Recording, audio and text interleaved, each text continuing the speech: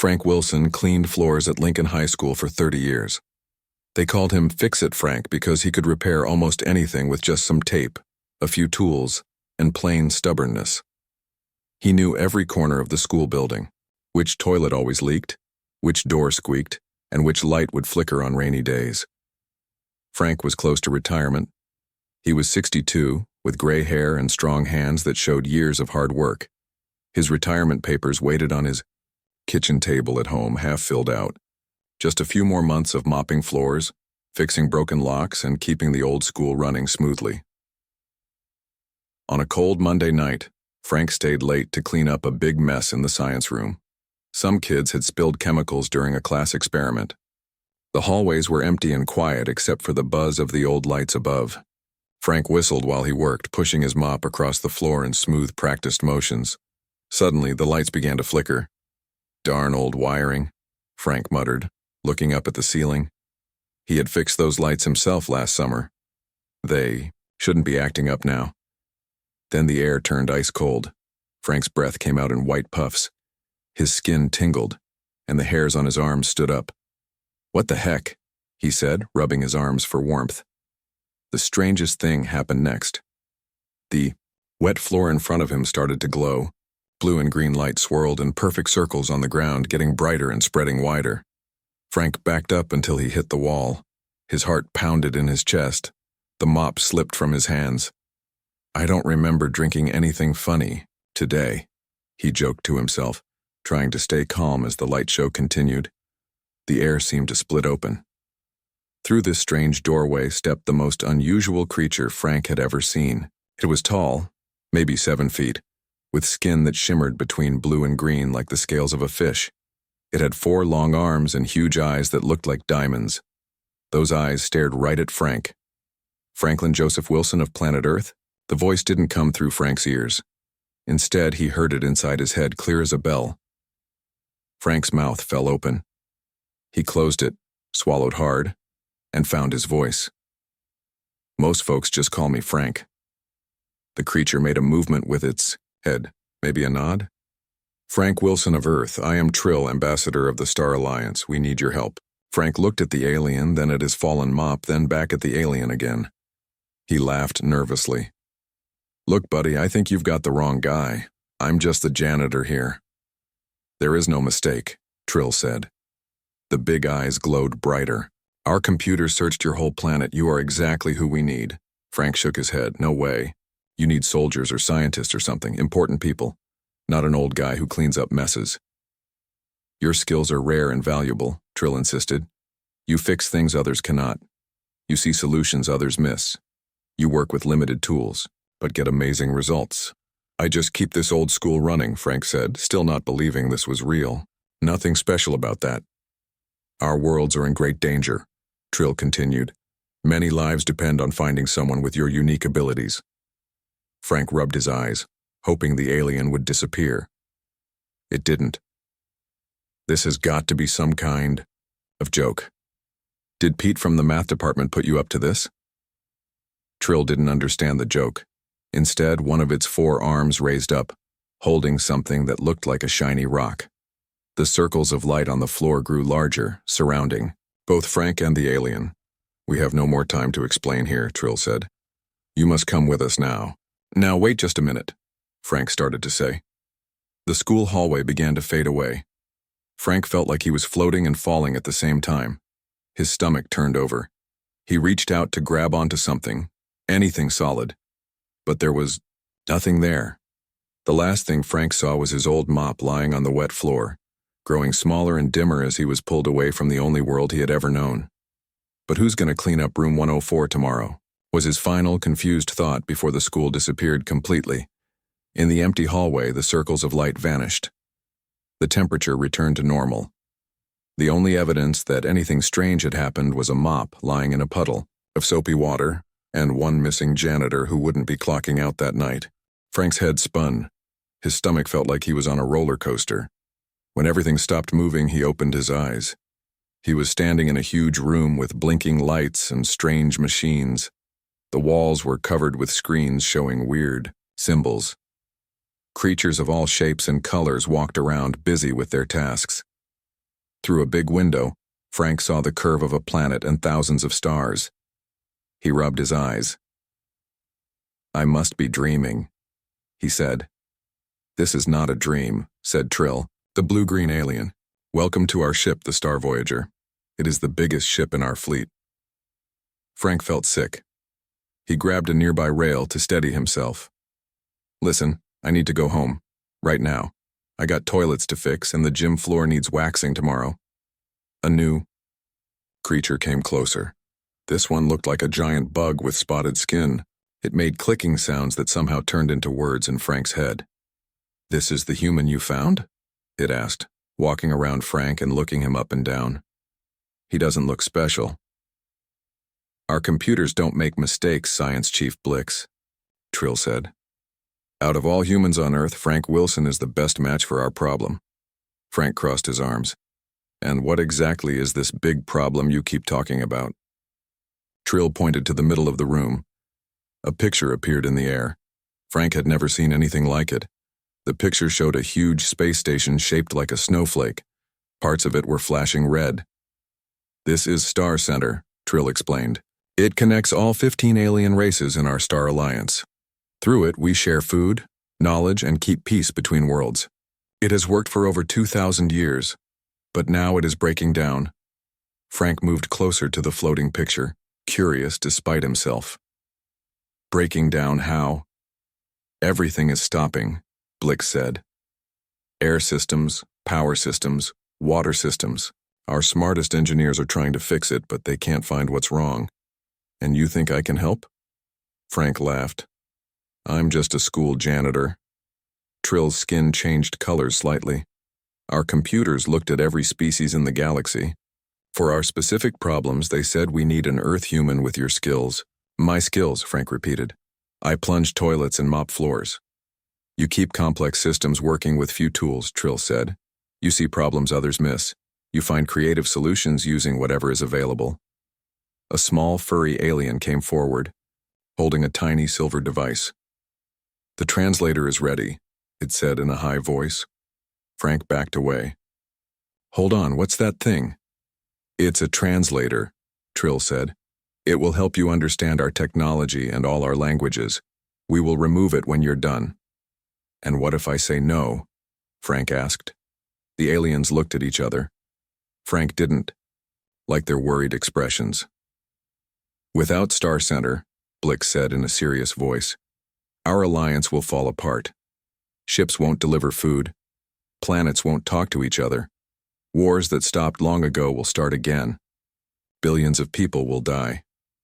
"What about Earth?" Frank asked. "Earth is not part of our alliance yet," Trill said carefully. "But when we fall, the effects will eventually reach your world. Bad effects." Frank took a deep breath. He looked at the silver device, then at the red flashing parts of the space station picture. He thought about his half-filled retirement papers.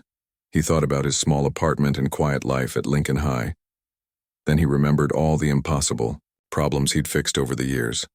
The time the whole heating system froze in winter, the big flood in the basement, the horrible mess when the science room experiments exploded. "Okay," he said finally. "But I want a written promise that you'll take me back to Earth, to the exact time I left when this is done." Trill's skin glowed brighter. "We already prepared the agreement." As the furry alien came closer with the silver device, Frank closed his eyes. "Just so you know," he mumbled, "this is definitely not what I planned to do today." The furry alien touched the device to Frank's neck. It felt cold for a second, then warm. Suddenly, all the strange symbols on the screens made sense. He could understand everything around him. It was like learning 100 languages in 1 second. "Wow," Frank said, touching the small bump behind his ear. "That's something else." "Now you can help us," Trill said. "Our greatest engineers have failed. Our most advanced computers can't solve this problem. Our last hope is a human janitor from Earth." Frank looked at all the strange aliens staring at him. Some looked hopeful, others doubtful. He straightened his back. "Well, I've fixed worse messes than this. Let's see what's broken." The Star Center was even more amazing up close than in the picture. As the small ship carrying Frank and the aliens approached, he pressed his face against the window. The space station looked like a giant snowflake made of metal, with 6 big arms coming out from the middle. Each arm had different sections for the different alien species. "It's beautiful," Frank said, truly impressed. Trill nodded. "It is our greatest achievement. 2,000 years of working together built this. And now it's falling apart," Frank said quietly. "Nothing lasts forever without good maintenance." The small ship docked at the middle part of the station. Frank followed Trill and the other aliens through several doors into the Star Center. The translator at the back of his neck tingled as it helped him understand all the strange symbols on the walls and control panels. "We'll start by giving you a tour," said Blix, the bug-like alien. "You should learn about all our systems before—" "No," Frank interrupted. All the aliens turned to look at him, surprised. "That's not how I work. Show me the worst problem first. The biggest thing that's broken right now." The aliens talked among themselves for a moment. Then Trill turned to Frank. "The waste system in Section 8 has been broken for 5 days. The Blue Moon people who live there are very upset." Frank nodded firmly. "That's where we start. Show me your maintenance tunnels, your access points, and your control room. And I want to talk to whoever's been trying to fix it already." Over the next few hours, Frank crawled through narrow tunnels meant for smaller aliens, looked at strange machines unlike anything he'd ever seen, and talked to increasingly frustrated alien engineers. The translator worked hard, helping him understand not just words but also technical ideas. "So this system breaks down waste into tiny parts and then puts them back together as useful materials?" Frank asked, looking at a diagram that a jellyfish-like alien named Glow had shown him. "Yes," Glow replied, its body pulsing with light. "When working properly, it works at 99.8% perfect level." Frank whistled. "That's impressive. But what happens to the other 0.2%? Glow's body dimmed slightly. "It is too small to matter. It builds up in the cleaning chambers and we remove it during regular maintenance." "And when was the last regular maintenance?" Frank asked, already guessing the answer. The aliens looked uncomfortable. "The system should work for 50 days without maintenance," one of them finally said. "But since it works so well, the bosses extended it to 75 days. "And how many days has it actually been?" More uncomfortable silence. 112 days, Trill admitted. Frank shook his head. "Show me these cleaning chambers, and bring me whatever tools you have that can cut through whatever material they're made of." 3 hours later, covered in a sticky blue substance he didn't want to think about, Frank emerged from an access hatch with a big smile. Behind him, the waste system hummed back to life, its status lights changing from red to blue. "It was stuck," he explained to the amazed engineers. "That 0.2% adds up over time, especially when you skip maintenance.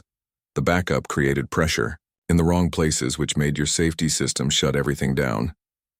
"But our test showed no blockages," Glow protested. "Your tests were checking the main pipes," Frank replied. "But the problem was in the safety valves. They're not even on your diagrams, but they're there. Probably added by whoever actually built the system, knowing that someday someone would push the maintenance schedule too far." Trill's skin rippled with excitement. "This is exactly why our computers chose you, Frank Wilson.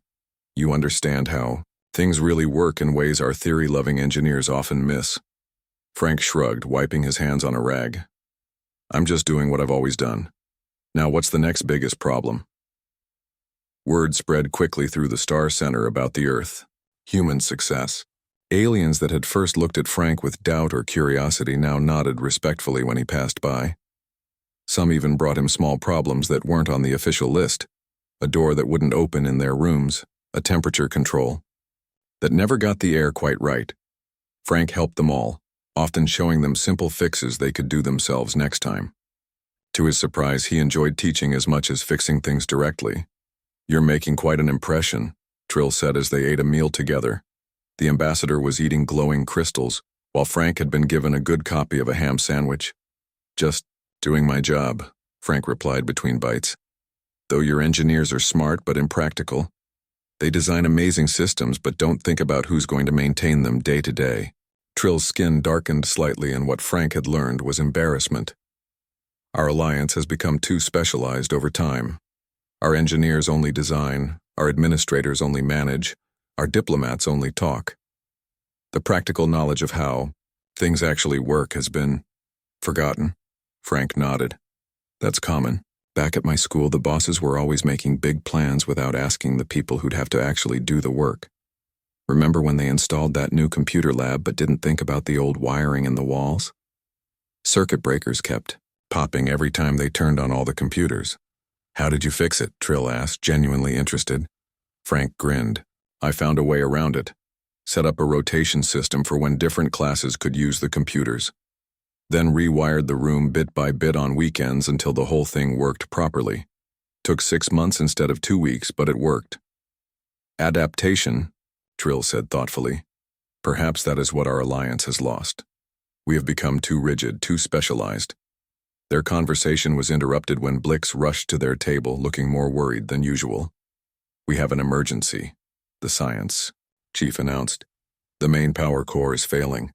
If it shuts down, the entire star center will lose power. Frank put down his sandwich. I thought the power core was stable. It wasn't on your list of problems. It wasn't showing any issues until an hour ago, Blix replied. Now it's getting worse quickly. We've moved all non-essential people out of the central hub. Frank stood up, wiping his hands. Show me. The power core of the star center was amazing. It looked like a ball of blue light floating inside a clear container.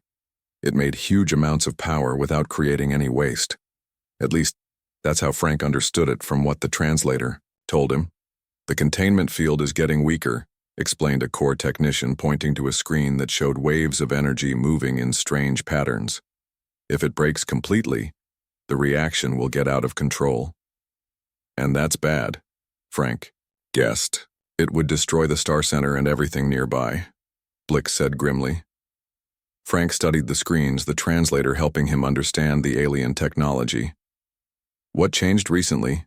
You said it was working fine before. The technicians looked at each other. Nothing changed, one finally said. We didn't touch the core systems at all, Frank frowned. Something must have changed. Systems don't just start breaking for no reason. He turned to Trill. When did problems on the star center first start? The very first small problems? About 30 days ago, the ambassador replied. Small issues at first, then bigger and bigger failures. And did anything unusual happen around that time? Any big events, upgrades, visitors? Blix's antenna twitched. The Friendship Summit. We had visitors from 15 other alien races that were thinking about joining our alliance. Frank's eyes narrowed. Did they tour the station? Did they get access to systems? With guards watching them, Blix admitted. But our security is very strong. Frank wasn't convinced. I need to see the security recordings from that time, and I need to know exactly who went where.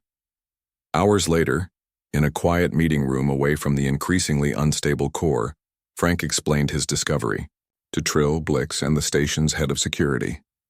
It was sabotage, he said simply. Someone put tiny machines throughout the Star Center during that summit, machines programmed to cause small failures over time. Impossible, the security chief protested.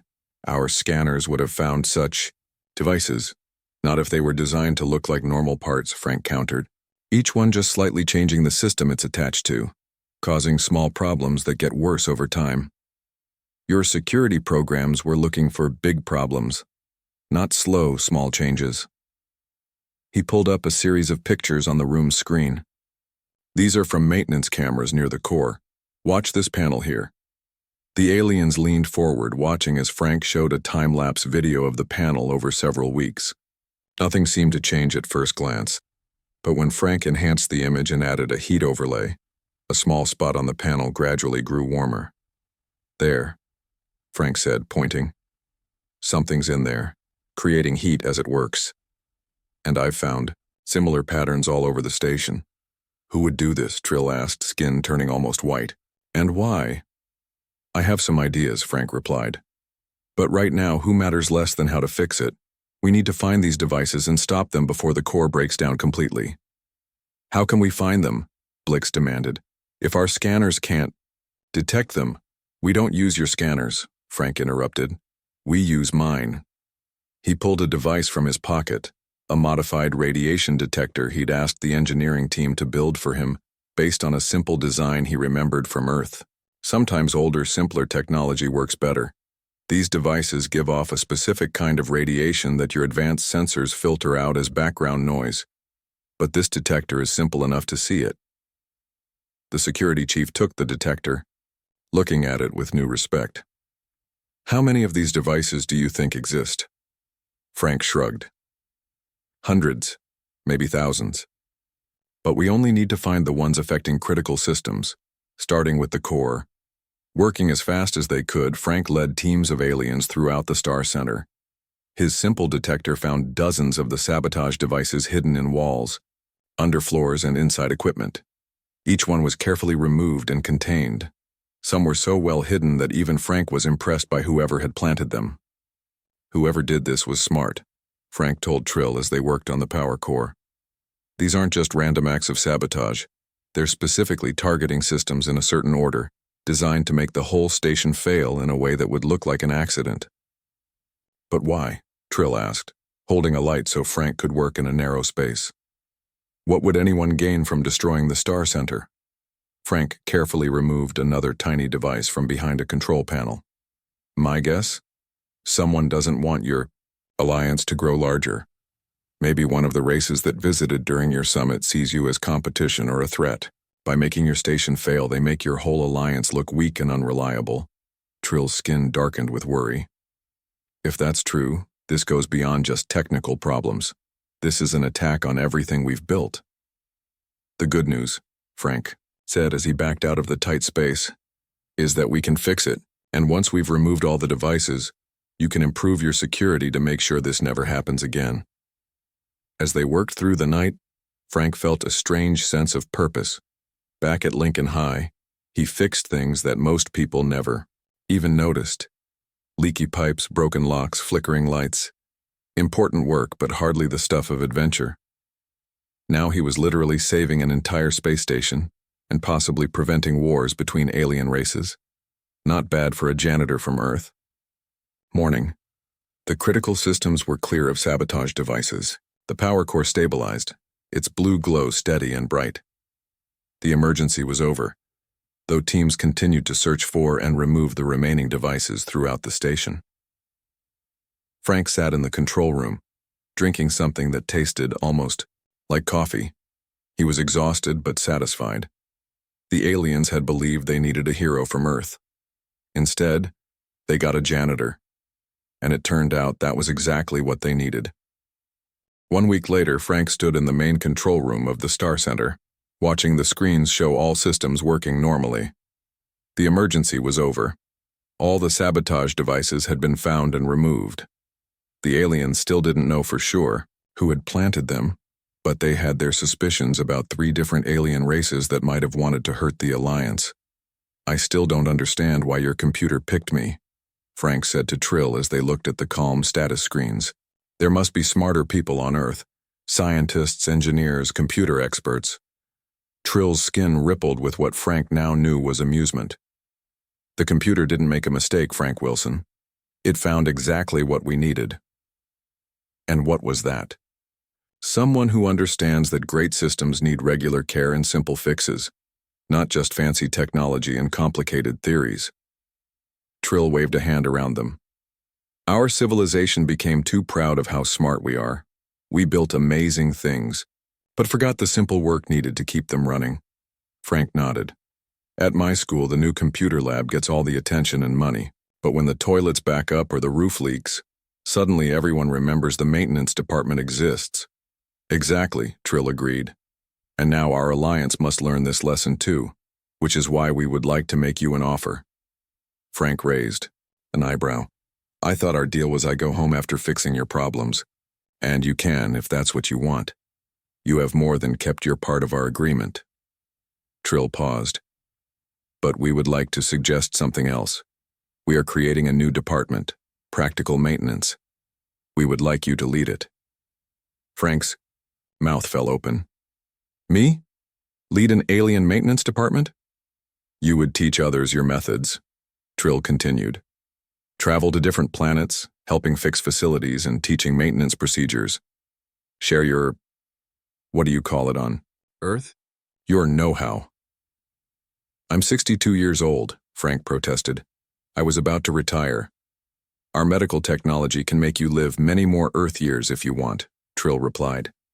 And you would have resources beyond anything available on your home world. Frank went quiet, thinking. He thought about his small apartment, his routine at Lincoln High, the quiet retirement he'd planned. It would be a simple life, a good life in its way, but limited. Can I visit Earth? He asked finally. Of course. We would set up regular trips for you. And can I bring others? I know maintenance workers who'd be perfect for this kind of work. Trill's skin brightened. We expected this question. A recruitment budget has already been approved. Frank looked out the window at the stars. For 30 years, he'd kept Lincoln High School running smoothly, fixing problems most people never noticed. He'd taken pride in his work, but rarely got recognition for it. Now, an entire galactic civilization was saying how valuable his skills were. Deal, he said, extending his hand to Trill. But I have conditions. First, proper maintenance schedules that we actually follow. Second, maintenance workers review any new system before it's built. Third, simple, clear manuals for everything. Trill extended one of its 4 hands, carefully copying the human handshake. Agreed. Welcome to the Star Alliance, Director Wilson. The aliens had begged Earth for heroes. They'd gotten a janitor instead. As it turned out, that was exactly what they needed.